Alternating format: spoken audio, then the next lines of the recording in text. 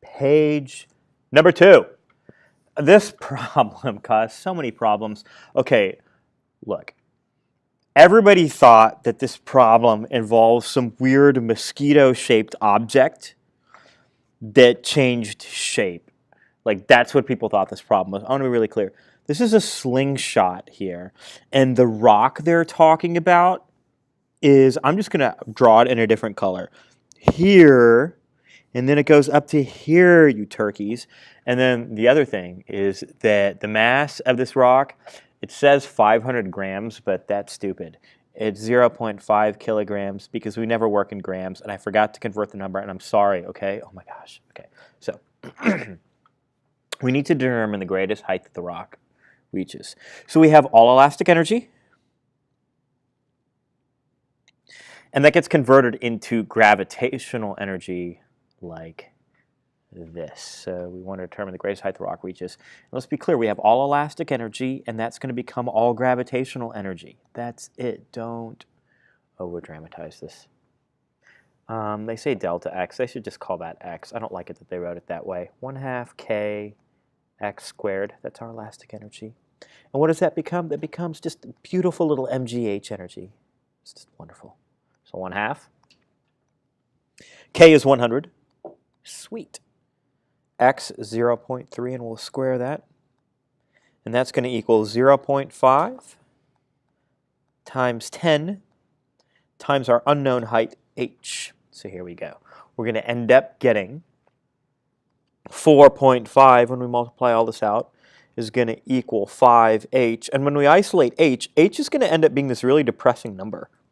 We're going to get like 0.9 meters. That's not even like a full meter stick. So I don't know what kind of slingshot this is, but they should demand their money back. It's a terrible slingshot, and I'm very disappointed. I'm disappointed in this problem, and I'm disappointed in myself for having made you do this problem.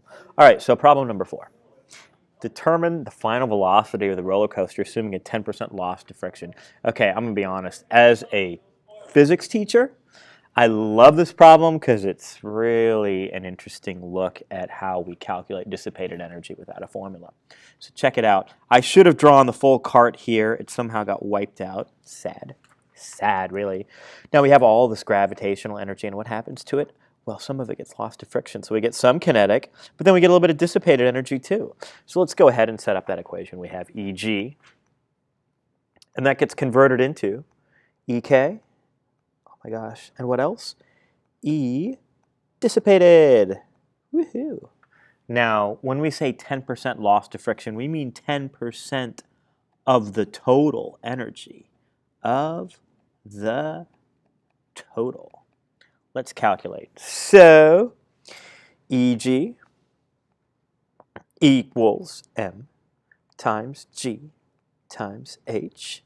That's going to be 20 times 10 times a height of 5. That's the total Eg. That's going to be 1,000 joules. Now, the E dissipated is 10% of that. Did you know that? You do now. So 0.1 times Eg, and that's going to give us 100 joules. So here's how this works out. We have 1,000 joules equals Ek, which is 1/2 mv squared, plus E dis, which is 100. Whoa, sorry, just plain old 100. Too many zeros. So we're going to get 900 equals 1/2. I'm going to put in a number for m. What m do they give us? Why, 20 kilograms. Times v squared. That's going to simplify to 90 is v squared. And so v ends up being, I know it's going to be 9 point something. Let's go ahead and calculate that now. Come on, what do we got? What do we got? Do your best. Do your best, calculator. I believe in you. America believes in you. We all believe in you.